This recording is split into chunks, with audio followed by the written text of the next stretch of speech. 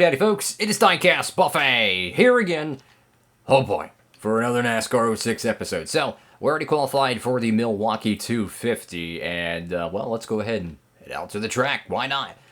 Cool, let's do some autographs because I'm totally not tired right now, so that's good. Here we go. What a jerk. Thank you. Oh, Awesome. fudge. There's random M&Ms on my TV screen again, guys. Thanks, brother. Awesome, appreciate it, man. Thanks, brother. Random colors and letters and numbers and Hey, thanks, man. Skittles. Where's Kyle Busch at? Appreciate it, Thanks, man. brother. Thank you. Come on, come Oh, great, thank you. on. Thanks, man. There we go, Thank you. perfect. Thanks, Awesome. brother. Thanks, man. See, it's easy to do those early on in the gameplay, but like once you get to the Cup Series, guys, I can't stress it up. It's like impossible to get 100% because it's just like you have to like bam, bam, bam, bam, bam, bam. It's freaking crazy, yo. EA Sports and the NASCAR Busch Series are set to race at the Milwaukee Mile. This race always brings out the best in these drivers, and we're sure to have another exciting event on our hands today. These Wisconsin race fans are on their feet as we get ready to drop the green flag. All right, got me a drink of water. Here we go at Milwaukee. Denny Hamlin. It's crazy. Racing against Denny Hamlin. Future Hall of Famer Denny Hamlin. That is crazy. All right, I need the bottom here. I'm going to let Clint Boyer go in the 2-car. Ooh, a little bit of a bump from behind. Is that Tony Stewart?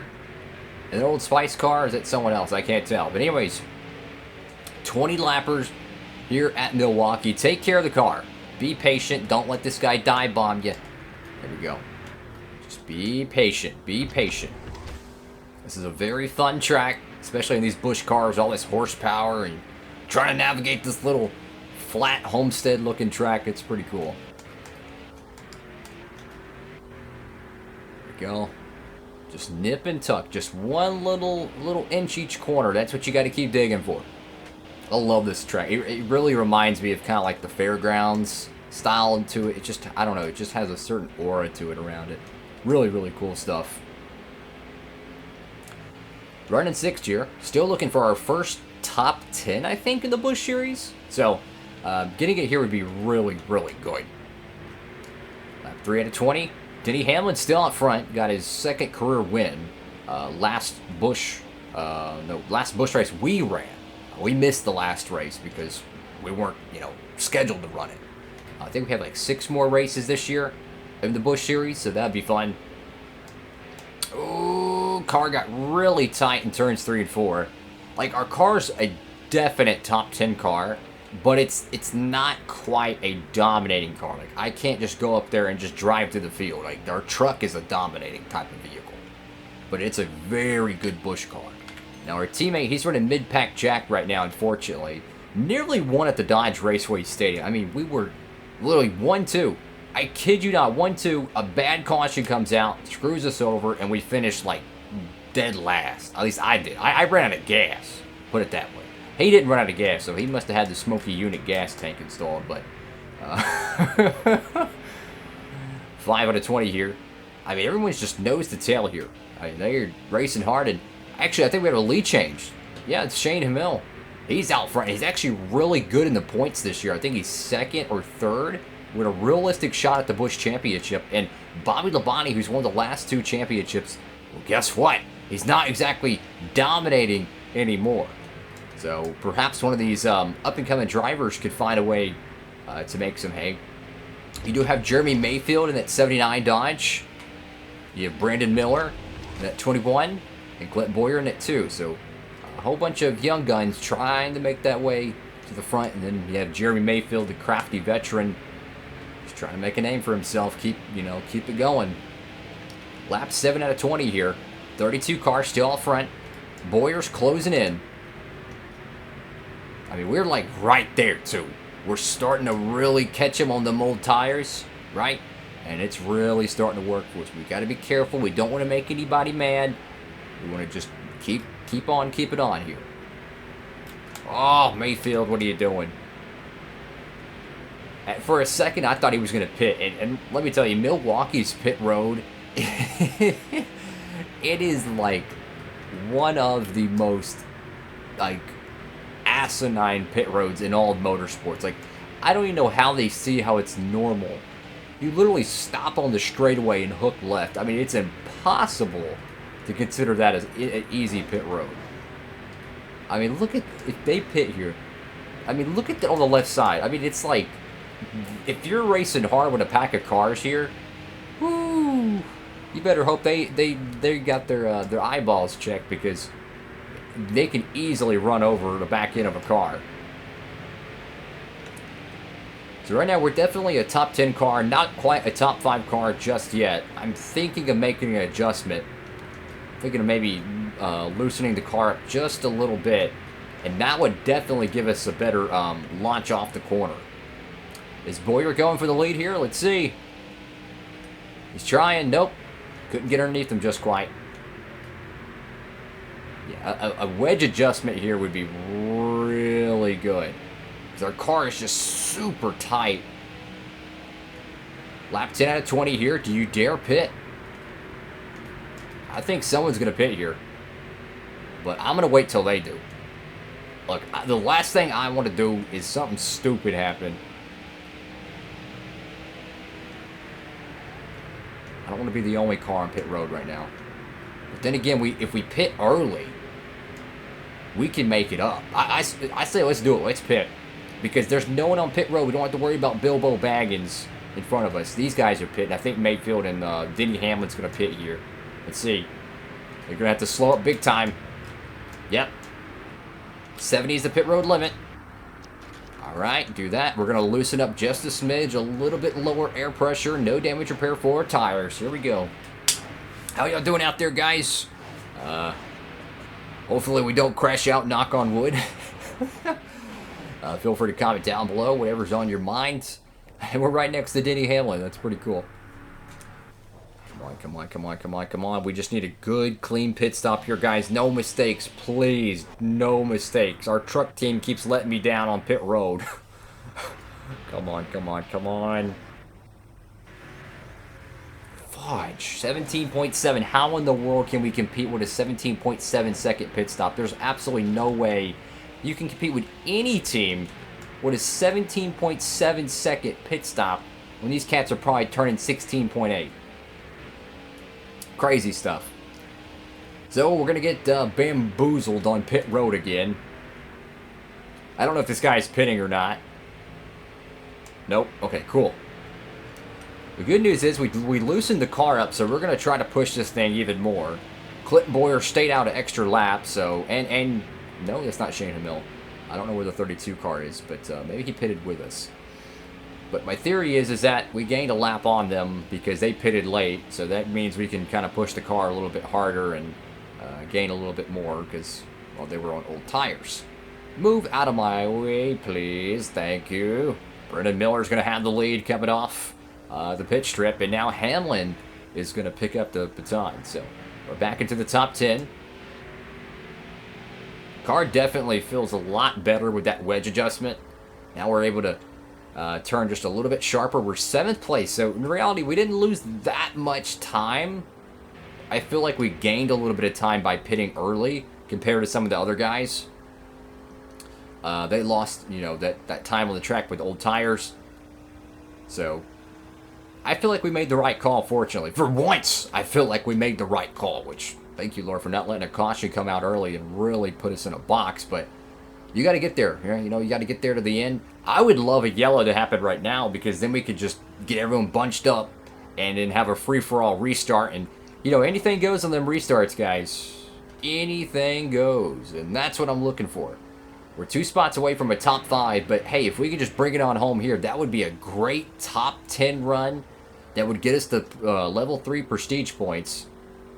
And that would put us in a good spot moving forward. I don't know if we can catch this Old Spice Chevy. Car feels fast, though. Definitely feels fast. Just don't want to tear it up.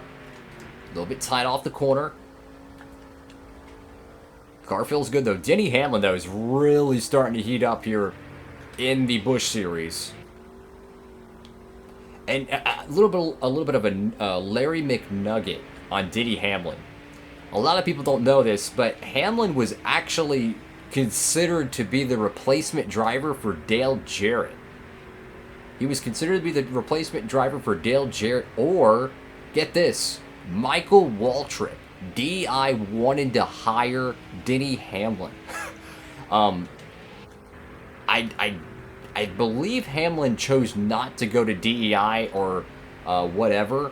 I think for the 2005 season because or at least after the 2005 season, because he wanted to prove himself, or he felt like he wasn't ready yet. I think it was one of those. I think he mentioned on his podcast one time.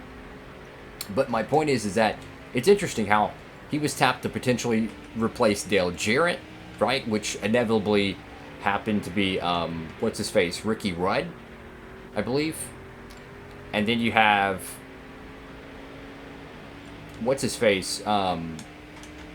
Brain fart. Michael Waltrip, who left DEI after 05, went to start his own team in 06. So it would have been such an interesting, it would have been such an interesting timeline to see Denny Hamlin potentially in like the whatever sponsor number 15 car. I don't know if he had a sponsor backed up, but essentially, with the whole Jason Leffler thing and the struggles in the Cup Series, that was kind of, the path he went down. But it's interesting how, like, we could be talking about a completely different Robert Yates Racing or a DEI with a prospect like Denny Hamlin, who, by the way, swept Pocono in 2006. So he was competitive in them Cup cars early on in his career. Hamlin's going to edge out the 32 car of Hamill. Brandon Miller is going to round out the top three. That was a pretty uneventful race, but in a good way. Like, we just had a solid top 10 run. And I'm kind of glad. Hamlin's going to get the most laps led. But we just had an uneventful race, Nothing crazy happened. Just go out there, do what you got to do. Let's see. Is that Robert Richardson? Is he in this game? I have no idea. I'll have to check that out because that's a real Busch driver or nationwide driver. Go to the bottom of the field, and our teammate unfortunately just had no luck tonight, and the bottom barrel is going to be Ham. So hey, first top 10 Busch run, I will take it. It's all about just slowly adding that repetition. 79,000 fans with 2,700 prestige points. I will take it any day of the week, bro. That is huge. Definitely have to have that. And good day at the track. Okay, what the biff is going on here? Hey, Ace here. Letting you know that you are my golden boy. That's right. Ace is going to be able to make a ton of money for you with the great offers they're going to be rolling in with your driver prestige as high as it is. So keep up the great work out there.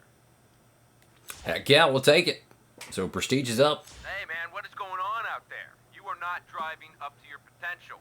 Ace Moneymaker's clients always get the job done. You can be a champion in this league. You just need to start driving like it. Hey, that's actually some pretty good encouragement right there. And let's see. Oh, okay. I see you. Hey, man, if they're willing to support a developmental driver, that's great. So, heck yeah. Let's take a quick look at the race shop right here. And let's see. Dang, 17,000 per race. That's a lot. I wish we could get one of these contracts. I'm kind of curious what wheeling contracts are out there. Not even the best team wants us. That's interesting. But it's just kind of cool how Evernham, like, they literally didn't even run the first 4 races of the year going by the standings. And then they just showed up out of nowhere and started running. But check this out. Shane Hamill is number 1 right now. I think the drivers for the Xbox version of this game, or at least how the ones that are, the way the game chooses who's going to be competitive, I think is different on the Xbox edition compared to the PS2 version. Excuse me. Because on the PS2 version, you see many different drivers winning. It was Randy Richardson, but in real life, there's actually a driver named Robert Richardson, so I thought R. Richardson was the same one. So anyways, go through the back of it, and this is what I'm talking about, like, Denny Hamlin, I know in my PS2 playthroughs, he was a full-time cat. So I don't know if just randomly this game decided to make him part-time. I have no idea. Jimmy Johnson is dominating once again. And top 10, Vickers, he's got a very healthy lead on Scott Riggs and Elliott Sadler. You could almost consider the Nextel Cup chase to be set, barring a absolute catastrophe. I mean, think about this. How many points he's at? I mean, Kenseth, what are you doing, Kenseth? Wow. Bobby Labonte, holy moly. Kevin Harvick, good gosh. Jeff Burton, Casey Kane. These drivers definitely deserve much better. And who's the bottom of the barrel here, guys? Let's see. Bottom of the barrel. Okay, it's Wally Blake, Brady Riley. But it's interesting how, like, this one right here, boom, boom, boom, and boom, are all for the Evernham cars. And you could tell they weren't full-time because look how little points they have. So it's interesting how the game didn't even put them into a race until like 4 or 5 events into the season. I find that really interesting. So Chase Montgomery continues to pull away with the points lead. He is dominating, and he is well on his way to another championship. And I'm curious, where's our teammate?